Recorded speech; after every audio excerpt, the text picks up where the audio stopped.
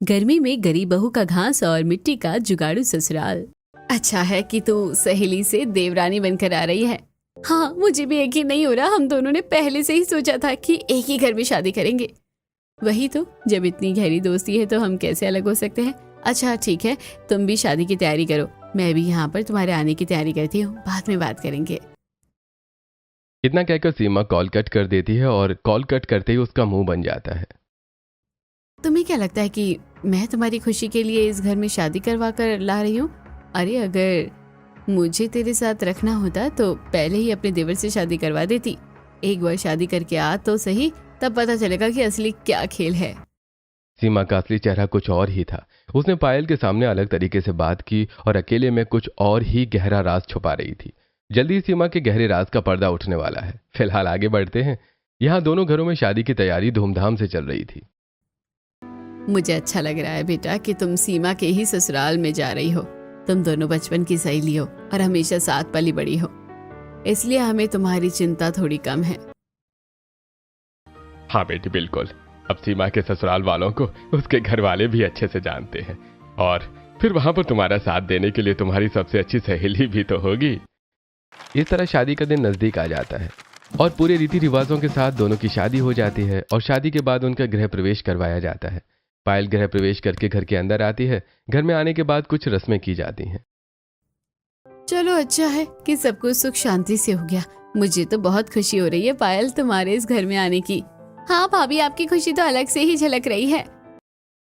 एक तरफ सब खुश थे, लेकिन शांति के चेहरे पर एक मायूसी थी और उसे कोई चिंता सता रही थी। रोहन और पायल अपने कमरे में चले जाते हैं। वहीं दूसरी तरफ शांति सीमा से कहती है, क्या तुम्हें लगता है कि तुमने बिल्कुल सही किया है सीमा? हाँ मम्मी जी, इसमें क्या परेशानी है, सब ठीक तो है। इतना कहकर सीमा भी अपने कमरे में चली जाती है। अच्छा, क्या आपने फ्लैट देख लिया है? हाँ, देख रहा हूँ। वैसे मैं सोच रहा हूँ कि क्यों ना हम बाकी सबको भी अपने साथ ही ले चलें। अभी नहीं, पहले हमें वहाँ खुद जाकर देखना चाहिए। अभी रोहन की शादी हुई है, पहले उसे सब जिम्मेदारी लेने दीजिए, बस बाद में देखेंगे। हाँ ठीक है, तुम्हारी बात भी बिल्कुल सही है।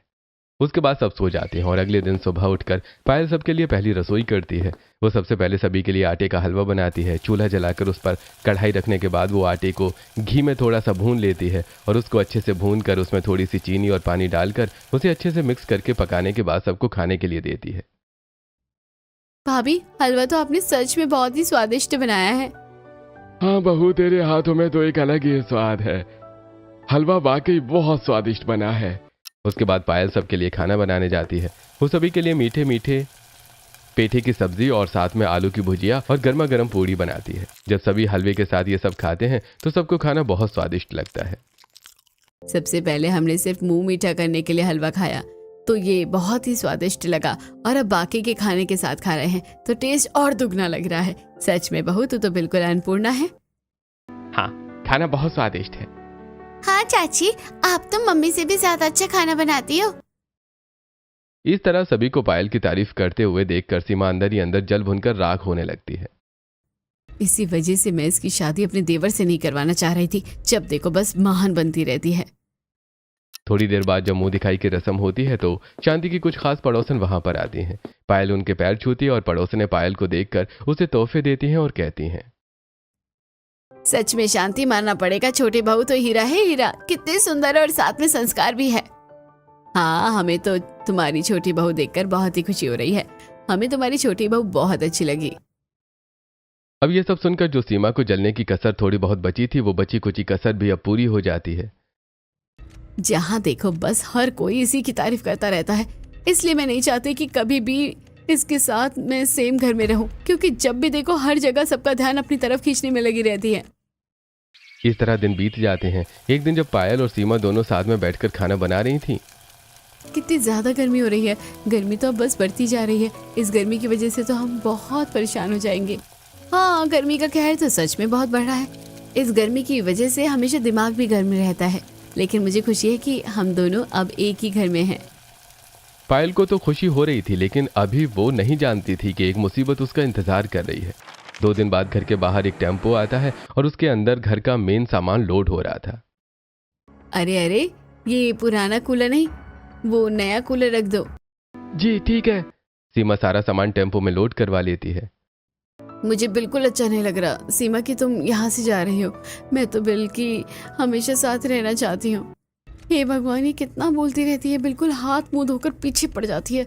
बस जल्दी से यहाँ से जाऊं तो पीछा छूटे इससे मेरा। हाँ बिल्कुल, अगर सब साथ रहते हैं तो ज्यादा अच्छा होता है। मम्मी जी, आप तो अच्छे से जानती हैं कि हम यहाँ से जाकर खुश नहीं हैं, लेकिन अब इनकी नौकरी इतनी दूर हो गई है, इसी वजह से जाना तो पड़ेगा ही। इतना कहकर सीमा वहां से चली जाती है और अब घर में कम सदस्य रह जाते हैं। लेकिन अब पायल के लिए सिर्फ यही एक परेशानी नहीं थी, उसके लिए बल्कि एक और बड़ी चुनौती थी। आज दोपहर में फिर से रोहन जॉब से घर वापस आता है। वो कमरे में कपड़े बदलकर बिस्तर पर लेटा था, तब पायल वहां जाती है। आज आप ऑफिस से जल्दी घर आ गए? क्या आप हाफ डे लेकर आए हैं? अरे मुझे हाफ डे लेने की क्या जरूरत है, मैं तो सीधा नौकरी छोड़कर आया हूँ। यह बात सुनते ही पायल के पांव तले जमीन खिसक जाती है और वो परेशान होकर कहती है, क्या कहा? आपने नौकरी छोड़ दी? लेकिन आपने ऐसा क्यों किया? आपने इस एक हफ्ते के अंदर ये दूसरी नौकरी छोड़ी है। अगर आप ऐसा करोगे तो घर का खर्चा कैसे चलेगा? देखो, घर का खर्च को चलाना मेरी जिम्मेदारी नहीं है, ये सब तो भैया अपने आप देख लेंगे। लेकिन मैं किसी के यहाँ नौकरी नहीं कर सकता। जब देखो मुझे ऑर्डर मारते हैं। मैं तो अपना खुद का बिजनेस करना चाहता हूँ। मुझे तो अपना खुद का बिजनेस चाहिए और मैं अपनी मनमर्जी का मालिक बनूंगा। यह बात सुनकर पायल को गुस्सा आ जाता है। भैया पहले ही कितनी मेहनत कर रहे हैं और अब वो लोग फ्लैट में चले गए हैं, वहां पर उन्हें उसका होम लोन भी भरना है। अब भैया कब तक कमाकर ऐसे हमें देते रहेंगे? अब आपको भी कुछ करना चाहिए। सिर्फ इस रीजन की वजह से आप नौकरी नहीं छोड़ सकते, वरना घर में खाने के लाले पड़ जाएंगे। देखो, मुझे ज्यादा शिक्षा देने की जरूरत नहीं है, समझी ना। तुम्हें इस घर में आए हुए अभी सिर्फ 10 दिन हुए हैं, लेकिन तुम्हें नहीं पता ये घर ऐसा नहीं है, काफी अलग है। यहाँ सब चीज का इंतजाम हो जाता है। अब तुम जाओ यहाँ से और मुझे आराम करने दो और अपनी अगली इन्वेस्टमेंट के बारे में सोचने दो कि मुझे कौन सी शेयर मार्केट में इन्वेस्ट करना चाहिए। मुझे तो लगता है कि आपका बचा कुचा सब कुछ गंवाने का इरादा है। पिछली बार जो पैसे लगाए थे वो भी डूब गए हैं। कम से कम इस बार तो रहने दीजिए, ये एक जुआ है। लेकिन रोहन कहाँ पायल के समझाने से मानने वाला था। एक तरफ घर में राशन खत्म होने वाला था और वहीं दूसरी तरफ रोहन की लापरवाही। अब तो उसने बिल्कुल नौकरी ढूंढना भी बंद कर दिया, जिसकी वजह से पायल बहुत परेशान रहती थी। एक दिन, मम्मी जी, राशन खत्म हो गया है, अब हम क्या करेंगे? कोई बात नहीं बेटा, तू चिंता मत कर। मैं अभी पवन से कह देती हूँ, हमें कुछ वो पैसे भेज देगा। लेकिन मम्मी जी, भैया से इस तरह पैसे मांगना अच्छा नहीं लगता। पहले ही उनके ऊपर पैसों का लोड है, उनके ऊपर इस तरह और बर्डन डालना अच्छा नहीं है। मैं जानती हूँ बेटा, लेकिन हमारी मजबूरी है और हम उसके अलावा क्या कर सकते हैं? तुझे तो पता है कि रोहन का स्वभाव कैसा है। मुझे तो समझ नहीं आ रहा कि जब तुझे पहले ही पता था कि रोहन ऐसा है तो तूने उससे शादी करने के लिए हाँ क्यों कहा? नहीं मम्मी, मुझे शादी से पहले इन सब चीजों के बारे में कुछ भी नहीं पता था। ये बात सुनकर शांति के पांव तले जमीन खिसक जाती है। अरे मम्मी जी, आप चिंता मत कीजिए। मेरी फ्रेंड शादी करके यहाँ आएगी तो सब अच्छा हो जाएगा। हम दोनों इस घर में साथ रहेंगे। बेटा, मुझे उस चीज से कोई परेशानी नहीं है, लेकिन तुम तो रोहन की आदत के बारे में अच्छे से जानती हो ना। किसी भी लड़की की शादी रोहन से करवाना मुझे तो ठीक नहीं लगता। जब तक ये सुधर नहीं जाता तब तक इसकी शादी का कोई फायदा नहीं है। अरे मम्मी जी, आप चिंता मत कीजिए, मेरी सहेली आकर अपने आप सब ठीक कर देगी। उसे इस बारे में सब पता है। शांति भी आगे पायल को और क्या ही कहती। उदास होकर वो अपने बड़े बेटे पवन को फोन करती है। माफ करना बेटा, तुम्हारे वहां जाने के बाद भी मैं अभी तुमसे पैसे मांग रही हूँ, लेकिन तुझे तो पता ही है रोहन कैसा है। उसने फिर से नौकरी छोड़ दी है। इस रोहन का तो मुझे कुछ समझ ही नहीं आता मम्मी। पता नहीं कब समझेगा। अब तो इसकी शादी हो गई है, शादी के बाद तो इसे समझ जाना चाहिए। जब देखो बस इसी शॉर्ट ट्रिक में लगा रहता है कि इसे जल्दी अमीर होना है और किसी के नीचे काम नहीं करना है। ये कहीं का कोई राजकुमार है ना। बाकी आप चिंता मत करो, मैं राशन भिजवा दूंगा। इस चीज के लिए कभी भी आपको चिंता करने की जरूरत नहीं है, आखिर आप मेरा परिवार है। शांति का बड़ा बेटा पवन बहुत ही लायक था और वहीं दूसरी तरफ उसका छोटा बेटा रोहन बिल्कुल नालायक था। आज पवन राशन की दुकान से कुछ राशन घर पहुंचा देता है, लेकिन पायल को यह भी बिल्कुल भी अच्छा नहीं लग रहा था। इसलिए उसने ऑनलाइन काफी सारी कंपनी में अपना रेज्यूमे सेंड किया। दूसरी तरफ घर में इतनी गर्मी, सीमा अपने साथ सारा सामान ले गई थी और घर में सिर्फ अब एक कूलर ही बचा था, इसलिए सब साथ में सोते थे। आजकल ये कूलर की हवा भी फेल होने लगी है। सच में यहां तक बिल्कुल हवा ही नहीं आ रही है। अरे तो भैया को बोल दो ना कि हमें नया कूलर लाकर दे देंगे। अब क्या जिंदगी भर बुढ़ापे तक का तेरा ठेका वही लेता रहेगा? तुझे शर्म नहीं आती? तुझे भी तो कुछ कर लेना चाहिए। तो क्या हो गया? हम सब एक परिवार हैं, और अभी जो आप मुझे बेवजह डांटते रहते हैं, देखना एक दिन जब मैं बहुत अमीर हो जाऊंगा तब आप सब मुझे सैल्यूट करोगे। रोहन की ऐसी हरकतें देखकर पायल को तो बहुत गुस्सा आता था, इसलिए उसने फैसला कर लिया था कि वो नौकरी करेगी। अगले दिन शांति को वो बताती है, मम्मी जी, मुझे कंपनी ने कांटेक्ट किया है और मुझे इंटरव्यू के लिए बुलाया है, तो मैं आपसे पूछना चाहती हूँ क्या मैं नौकरी कर सकती हूँ? बेटा, तुझे इतना परेशान होने की जरूरत नहीं है, अभी तेरी नई नई शादी हुई है और तू आते ही काम करेगी। अब मम्मी जी, रोहन जी तो काम नहीं कर रहे तो किसी न किसी को तो करना होगा। इन्होंने किसी से पैसे उधार लिए हैं। कल उस आदमी का भी इनके पास फोन आया था, इसलिए मुझे लगता है कि किसी एक को तो काम करना जरूरी ही है। शांति को भी मजबूरन न चाहते हुए भी हाँ करना पड़ता है, और अब पायल इंटरव्यू के लिए जाती है। देखिए, आपकी नॉलेज तो बहुत अच्छी है, यानी आपने पहले 1 साल कंपनी में काम किया, लेकिन उसके बाद गैप क्यों आ गया? दरअसल उसके बाद मेरी शादी फिक्स हो गई थी और कुछ समय के लिए मुझे जॉब से गैप लेने को बोल दिया गया। ठीक है, तो कल से आप यहाँ पर ज्वाइन कर सकती हैं। Thank you so much sir. इस तरह पायल को जॉब मिल जाती है और वो खुशी खुशी घर आती है। जब ये बात सबको पता चलती है तो सब खुश होने के बजाय थोड़ा दुखी होते हैं। क्या बात है, आप सब इतना परेशान क्यों हैं? क्योंकि हमारे नालायक आवारा बेटे की वजह से तुम्हें नौकरी पर जाना पड़ रहा है। बहू, मुझे बिल्कुल भी अच्छा नहीं लग रहा। कोई बात नहीं पापा जी, मुझे पूरा यकीन है कि एक दिन उन्हें सब समझ आएगा, लेकिन तब तक हमें भी तो कुछ करना चाहिए।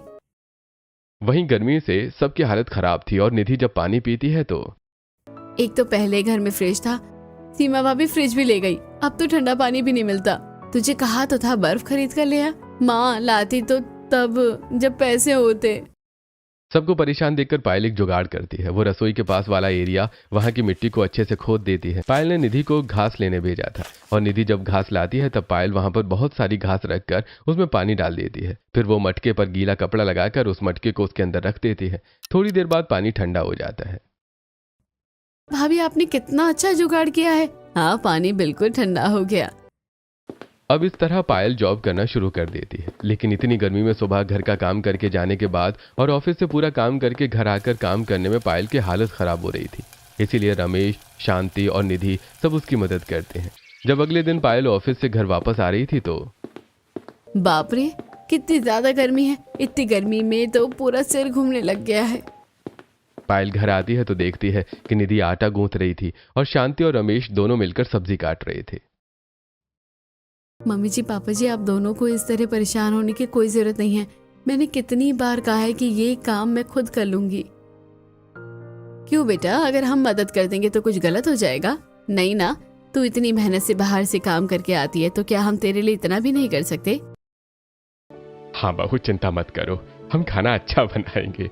हाँ, तुम्हारे जितना स्वादिष्ट नहीं बना पाएंगे, लेकिन खाने लायक तो बन जाएगा। हाँ भाभी, अब जल्दी से नहा लीजिए, फिर हम साथ बैठकर खाना खाएंगे। अपने ससुराल वालों का इतना प्यार देखकर पायल बहुत खुश होती है। उसके बाद वो नहाने जाती है, लेकिन पानी बिल्कुल ठंडा नहीं था, बल्कि गर्म था। वो बाहर आती है तो देखती है कि रमेश जब गर्मी में चूल्हे के सामने बैठा था तो उसे घबराहट, बेचैनी होने लगती है और चक्कर आ जाते हैं। इस बात से सभी बहुत घबरा जाते हैं और उसे जल्दी से हॉल में लाकर चारपाई पर कूलर के सामने लिटाया जाता है। सब गर्मी की वजह से हुआ है।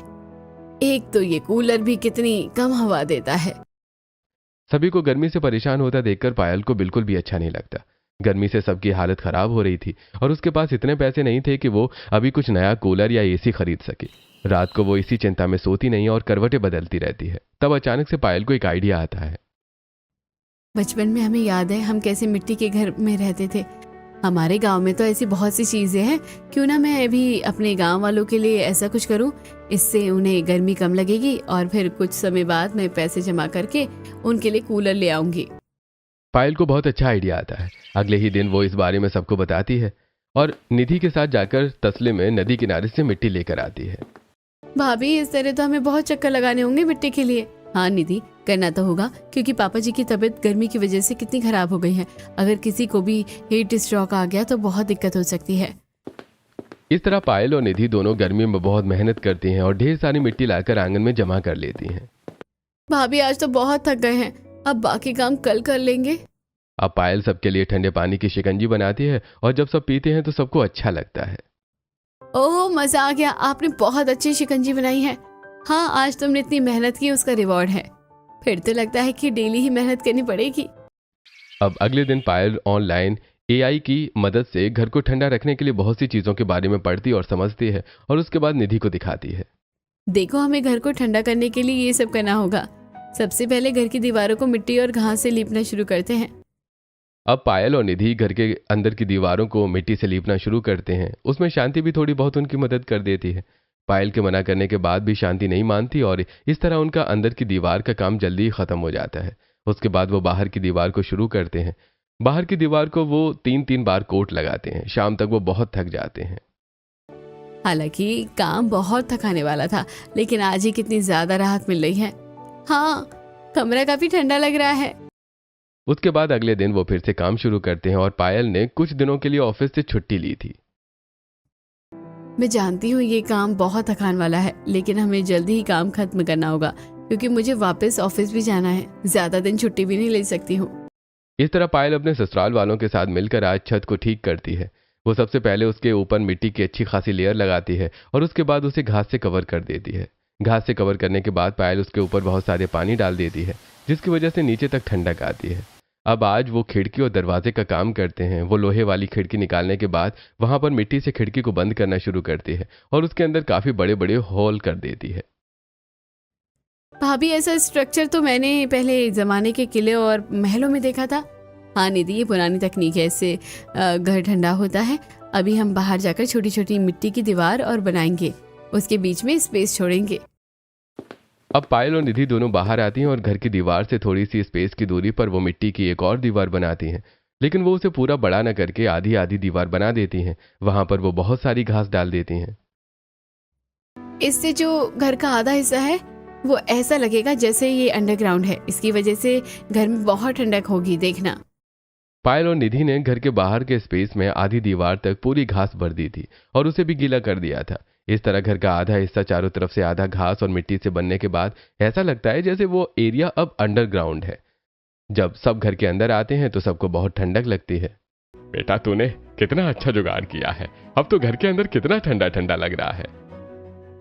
हाँ बेटा, कोई भी हमारी बात को मजाक समझेगा, लेकिन ये तो वाकई ही बहुत कमाल का हो गया है। और तूने आधी दीवार वाला आइडिया तो बहुत अच्छा लगाया है। सच में ऐसा लग रहा है जैसे अंडरग्राउंड ठंडक वाले एरिया में आ गए हों। सच में भाभी, आपने तो जुगाड़ करके कमाल कर दिया। अब 2 दिन और लगेंगे और बहुत अच्छा जुगाड़ मैं आपको दिखाऊंगी। वो तो सबसे बेस्ट होगा। बाकी सब तो खुश हो रहे थे, लेकिन रोहन वहां आकर मुंह बनाता है। क्या इन सब चीजों में इतनी मेहनत करके टाइम वेस्ट कर रहे हो? भैया को ही बोल देना चाहिए था। तू तो एकदम आवारा है। तुझे खुद तो कुछ काम करना नहीं, बस दूसरों के भरोसे बैठना है। हर कोई रोहन को डांटता ही था, लेकिन उसे कोई असर नहीं पड़ रहा था। वहीं दूसरी तरफ, क्यों ना हम सबके लिए एक फ्रिज और कूलर खरीद कर दे दें? कोई जरूरत नहीं है। अब अगर आप भी उनकी सारी इच्छा पूरी करोगे तो रोहन कैसे सुधरेगा? फिर उसे कभी समय और पैसों की कीमत पता नहीं चलेगी। आपको उसे बिगाड़ना नहीं चाहिए, सुधारना चाहिए।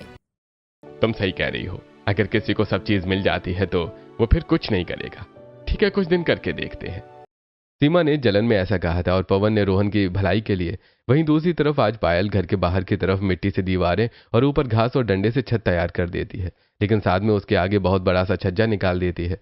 यानी बाथरूम की छत सिर्फ उसकी 4 दीवारों तक सीमित नहीं रहती, बल्कि बहुत आगे तक आ जाती है, जिससे उस एरिया में छांव रहती है। ऐसा ही पायल आज घर की छत के साथ करती है और उनकी छत भी वो बहुत आगे तक बाहर निकालकर उसका छज्जा बना देती है। इस तरह तो हमारा आंगन भी ठंडा रहेगा। अब पायल पूरे आंगन में अच्छे से घास डाल देती है और वहां पर घास उगा देती है। मम्मी जी, जब पूरे आंगन में घास उग जाएगी तो हम ये ऊपर से डाली हुई घास को हटा देंगे। उसके बाद पायल एक लकड़ी का रेक्टेंगल बॉर्डर बनाती है और उसके बीच में बहुत सारी घास से उसे कवर कर देती है। उसमें वो मजबूत रस्सी बांधने के बाद घास को अच्छे से फिक्स करती है। साथ में नीचे उसके 4 पैर बनाकर घास की चारपाई बना देती है। इस तरह पायल मेहनत से सारा काम कर रही थी। एक दिन में ये सारा काम खत्म हो जाता है और अगले दिन वो बाथरूम के बाहर वाली छत की छांव गड्ढा खोद कर इसमें ईंटों से एक छोटा सा गोला बनाकर स्विमिंग पूल बना देती है और वहां पर पर्दा लगा देती है। अब आपका ठंडा घर और ठंडा बाथरूम तैयार हो गया है। ये सब देखकर सब बहुत खुश होते हैं। उसके बाद पायल निधि के साथ मिलकर मिट्टी का एक ठंडा फ्रिज बनाती है। वो मिट्टी का बना हुआ ढांचा रख देती है और उसके ऊपर घास को रख देती है। अब उसके अंदर मिट्टी के बर्तन में खाना रख देती है। खाना भी काफी देर तक ठंडा रहता है। वहीं दूसरी तरफ घर के बाहर जो आंगन में उसने शेड बढ़ाकर छांव बनाई थी, उसमें वो अपना चूल्हा लगा देती है ताकि घर के अंदर गर्मी ना हो। वो काफी मेहनत से अपना मिट्टी का चूल्हा बनाती है। सच में कोई तो ऐसे ही कहता है, लेकिन मैं सच कहती हूँ कि मेरी छोटी बहू लाखों में एक है। बहू, तूने सच में साबित कर दिया कि जहां चाह होती है वहां राह होती है। इस तरह सब बहुत खुश होते हैं और अब वो गर्मी में ठंडे घर में रहते हैं। वहीं दूसरी तरफ रोहन की आदत नहीं सुधर रही थी। उसने फिर से पैसे इन्वेस्ट किए और फिर से उसे लॉस हुआ। अरे यार, ये फिर से सारे पैसे हार गया मैं तो। इस तरह दिन गुजर रहे थे और कुछ दिन बाद पायल बहुत सारी लकड़ी, घास और मिट्टी लाती है और उन सभी को इकट्ठा करने के बाद उसका कूलर की तरह ढांचा तैयार कर देती है। अब वो निधि के साथ कबाड़ी की दुकान पर जाती है। बहन जी, मोटर बिल्कुल ठीक है, इसे आप चला सकती हैं। ठीक है भैया, आप हमें ये मोटर दे दीजिए। पायल मोटर लेकर घर आ जाती है और उसके अंदर अच्छे से मोटर को फिक्स करवा देती है। पायल ने उसके अंदर बहुत सारी ठंडी घास डाली थी, जिसकी वजह से वो कूलर बेहद ठंडी हवा दे रहा था। अरे आज रात को तो इस कूलर के नीचे सोने में बड़ा मजा आने वाला है। तूने बहुत अच्छा किया बेटा कूलर बनाकर। हमारे पुराने वाले कूलर की मोटर सच में खराब हो गई थी, क्योंकि उसके अंदर से तो हवा आनी बंद हो रही थी। बहुत कम हवा आती थी। भाभी, आपने तो इतने सारे जुगाड़ करके सच में कमाल कर दिया। इस तरह सब खुश हो रहे थे। जब अगले दिन सीमा और पवन दोनों वहां जाकर ये सब देखते हैं तो उनको भी काफी हैरानी होती है। और पिंकी तो वो छोटा सा स्विमिंग पूल देखकर बहुत खुश हो जाती है। वो उसके अंदर निधि के साथ ठंडे पानी में नहाती है। बुआ, ये तो कितना सुंदर है और अच्छा है। हमारे घर में स्विमिंग पूल भी है। हाँ बेटा, सब कुछ तुम्हारी चाची ने किया है। पवन भी ये सब देखकर हैरान था। बेटा, सब कुछ छोटी बहू ने किया है। वो हमें गर्मी में परेशान देखकर खुद परेशान हो रही थी, इसलिए उसने सिर्फ हमारे लिए इतनी मेहनत की। सच में पायल बहू का कुछ कहना नहीं। अब तो नौकरी भी करती है सिर्फ घर को चलाने के लिए। हमारी छोटी बहू ने कितना कुछ किया है। सब पायल की तारीफ कर रहे थे और सीमा जल भुनकर राख हो रही थी, लेकिन पवन को बुरा लगता है। मम्मी पापा, अगर इतनी कंडीशन खराब थी तो आपको मुझे बताना चाहिए था। बेचारी पायल को भी कितना ज्यादा परेशान होना पड़ा। मैं यहाँ से चला गया, इसका मतलब ये नहीं है कि आप मुझसे बातें छुपाएंगे। नहीं बेटा, हम तो तुझे बताना चाहते थे, लेकिन पायल बहू ने मना किया कि अभी तुझे परेशान नहीं करना चाहिए। तेरे ऊपर भी अभी लोन का और बाकी सब खर्चों का भार है। पायल ने कहा है कि हमें हर परिस्थिति का सामना करना आना चाहिए और हार नहीं माननी चाहिए। सच में बहू के जज्बे को सलाम है। इस तरह सब पायल की तारीफ कर रहे थे। हालांकि घर में अभी कुछ अच्छा भी होने वाला था और साथ में बहुत बुरा भी। कुछ दिन बाद पायल सबको बताती है कि वो माँ बनने वाली है, तो इसकी खुशी सबको हो रही थी, लेकिन साथ में रोहन को भी इसकी खुशी थी। हाँ पायल, मुझे बहुत खुशी है। फिर तो मैं अपने बच्चों के लिए और मेहनत करूंगा और जल्दी अमीर होकर उसे बहुत अच्छी जिंदगी दूंगा। मैं तो बस आपसे इतना कहना चाहूंगी कि हम शॉर्टकट की बजाय अगर अच्छे से चले तो हमारी जिंदगी अच्छी हो सकती है, क्योंकि ऐसे में बहुत लॉस हो रहा है। लेकिन रोहन कहाँ समझने वाला था। अगले दिन उसने जिस आदमी से कर्जा लिया था वो आदमी अपने साथ कुछ आदमियों को लेकर वहां आता है। अरे भाई, मेरा पैसा तूने अब तक नहीं दिया। तुझे क्या लगा तू हमारे फोन नहीं उठाएगा तो हम तुझे छोड़ देंगे? अरे नहीं, ऐसा नहीं है, मैं तो बस पैसों का इंतजाम कर रहा था, आप मुझे छोड़ दीजिए। अरे इनके घर से जितना भी सामान है सब उठा लो।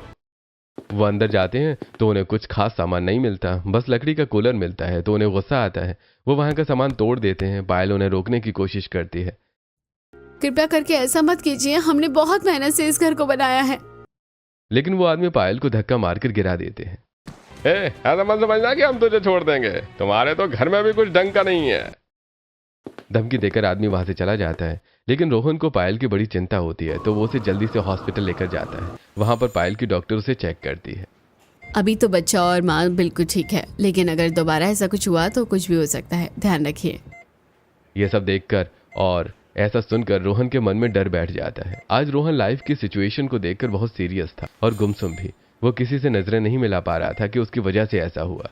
वहीं दूसरी तरफ पायल भी मायूस थी कि इतनी मेहनत से उसने जो जुगाड़ किए वो सब खराब हो गए। लेकिन पायल के अंदर अलग ही जुनून था। इतनी आसानी से वो कहाँ हार मानने वाली थी। वो उन सबको ठीक करती है। सबसे पहले जो फ्रिज टूट गया था उसे ठीक करती है। बेटा रहने दे, अब क्यों दोबारा मेहनत कर रही है, सब खराब हो गया। तो क्या हुआ मम्मी जी, यही तो जिंदगी है, जो खराब होता है उसी को संवारना होता है, चाहे वो मिट्टी हो या सोना। ये बात रोहन के मन को छू जाती है और वो अब पायल का ऐसा जुनून देखकर उसकी मदद करता है। ये देखकर पायल बहुत खुश होती है। कोई किसी से कुछ नहीं कहता, लेकिन सब एक दूसरे को देखकर फिर से हिम्मत करते हैं और सब कुछ ठीक करते हैं। जो फ्रिज टूटा था उसे ठीक किया जाता है, बाहर जो मिट्टी की दीवार खराब थी उसे दोबारा ठीक करके उसके गैप में घास को डाला जाता है, फिर दोबारा चारपाई को भी ठीक किया जाता है। इस तरह सब कुछ ठीक हो जाता है और इस बार वो नए सिरे से कूलर बनाते हैं। इस बार रोहन ने कूलर बनाने में सबसे बड़ा सहयोग दिया। देखो पायल, तुम्हारी तरह तो अच्छा नहीं बना लेकिन कोशिश की है। ये अच्छा है, बल्कि मुझसे भी बेहतर। इस तरह सब मेहनत करते हैं और फिर से सभी जुगाड़ करके घर को पहले की तरह कर दिया जाता है। जब ये बात पवन को पता चलती है तो ये सब गलत हुआ, हमें आज ही वहां जाना है और सबके लिए हम सामान खरीद कर देंगे। और मैं तो सोच रहा हूं कि उन्हें यहां ले आता हूं, जो भी कर्ज है मैं चुका दूंगा, एक और लोन ले लूंगा। ये बात सुनकर सीमा भड़क जाती है। अब कब तक उनके लिए करेंगे? हमने क्या ठेका लिया है उनका 7 जन्म तक का? उनके लिए हम कुछ नहीं करेंगे, वो खुद से करेंगे। वाह, तुमने बहुत अच्छी बात कही। आज समझ आ रहा है कि तुम भले के लिए नहीं बल्कि तुम्हारे अंदर जहर है, इसलिए तुम मुझे मेरे घर वालों को कुछ भी देने से मना करती थी। लेकिन याद रखना, वो मेरा परिवार है, मैं उन्हें मुसीबत में नहीं छोड़ूंगा। तुमसे अच्छी तो पायल है जिसने घर के लिए कितनी मेहनत की है। जब देखो हर कोई बस पायल पायल ही करता रहता है। बचपन में भी हर कोई मुझसे ज्यादा उसकी तारीफ करता था। वो ज्यादा सुंदर है, वो ज्यादा अच्छी है, उसके मार्क्स भी मुझसे ज्यादा आते हैं। बस बहुत हो गया उसके लिए, मैं किसी को कुछ नहीं करने दूंगी। ये सब तुम्हारी जेलसी बोल रही है। इसलिए जब तुम्हें रोहन की सच्चाई पता चली तब तुमने जानबूझकर अपनी सहेली को इस शादी में फंसाया, क्योंकि उसे दुख देकर तुम्हें अच्छा लगता था। लेकिन उसने तुम्हारे लिए हमेशा अच्छा सोचा। उसका मन साफ है, वो दूसरों के लिए जीती है, इसलिए सब उसकी तारीफ करते हैं। तुम जब अपने घर वालों के लिए पैसे भेजती हो तब सब सही है। आज के बाद यहां पैसे भेजने हैं तो खुद कमाना, लेकिन मैं अब अपने परिवार के लिए ही सब करूंगा। यह बात सुनकर सीमा हैरान थी। और पायल से चिढ़ना बंद करो। तुम्हें पता है जब माँ ने पायल से कहा कि रोहन के साथ उसकी शादी गलत हुई, और क्या तुम्हें लगता है कि सीमा कसूरवार है? तब जानती हो पायल ने क्या कहा कि सीमा मेरे साथ गलत कैसे कर सकती है, वो मेरी सहेली है। उसने तो सब मेरे भले के लिए सोचा होगा और हम दोनों का साथ उसे अच्छा लगता है, इसलिए उसने ऐसा सोचा। कुछ गलत हो रहा है तो वो सीमा की गलती नहीं, मेरी किस्मत है।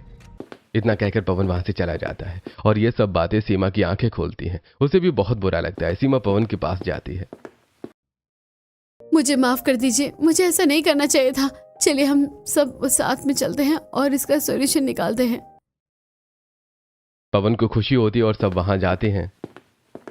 पायल, सब कुछ खराब हो गया था, तुमने तो फिर से सब ठीक कर दिया। इस बार सबने मेरी मदद की है, रोहन जी ने भी। ये तो हैरानी की बात है। हाँ भैया, लेकिन अब मुझे एहसास हो गया है कि शॉर्ट ट्रिक्स में कुछ नहीं रखा। बिना मेहनत किए कुछ नहीं मिलता। मैंने अब एक जगह नौकरी करना शुरू कर दिया है। चिंता मत कर, तेरा कर्ज उतारने में मैं तेरी मदद करूंगा। और अगर तू ऐसे ही रहा तो मुझे बहुत खुशी होगी। मैं चाहता हूं तू जिंदगी में बहुत तरक्की करे। मैं आप सबके लिए नया कूलर लेकर आऊंगा। नहीं भैया, आज तक आपने मेरे सारे गलत कामों को संवारा है। बड़ी मुश्किल से मुझे अकल आई है। इस बार मुझे खुद सब करने दीजिए। मैं चाहता हूं मेरा बच्चा भी देखे कि उसके पापा मेहनती हैं और अब मैं लापरवाही नहीं करना चाहता। सभी को रोहन की इस बात पर गर्व होता है, वहीं सीमा पायल से। मुझे माफ करना। माफ तो तुम्हें मैं नहीं करूंगी। सीमा डर जाती है, क्योंकि तुम फ्लैट में जाने के बाद हमें भूल गई हो और हमसे मिलने भी नहीं आती। फिर से पायल की अच्छाई देखकर सीमा का दिल पिघल जाता है और अब सबके साथ अच्छे से रहती है। अब पवन और सीमा कुछ दिन के लिए पायल के बनाए हुए जुगाड़ू घर में ही रहते हैं। मानना पड़ेगा, एसी भी फेल है यहाँ के आगे। अंदर भी कितनी ठंडक है और बाहर भी तो अच्छी शेड लगाकर तुमने गांव में स्विमिंग पूल के साथ घास वाली ठंडी चारपाई भी बनाई है। हाँ भाभी, अब तो बाहर भैया ने शेड में भी पंखा लगा दिया है, वहाँ बैठकर अब और अच्छा लगता है। आज शाम को सभी वहां बैठकर स्नैक्स खा रहे और पड़ोसन भी वहां आती हैं। वहां मिट्टी की शेड और घास की चारपाई पर जब सब बैठे होते हैं तो सच में मजा आ गया। मानना पड़ेगा, शांति बहू चुनकर लाई है। हाँ, मेरी दोनों बहुएं कमाल है। इस तरह परिवार में सब ठीक हो जाता है और अब परिवार खुशी खुशी अपने बनाए हुए जुगाड़ू ठंडे घर में रहता है, क्योंकि अभी रोहन को पहले बहुत से हिसाब चुकाने थे और अब वो अपनी पत्नी के सपोर्ट से सब कुछ ठीक करता है।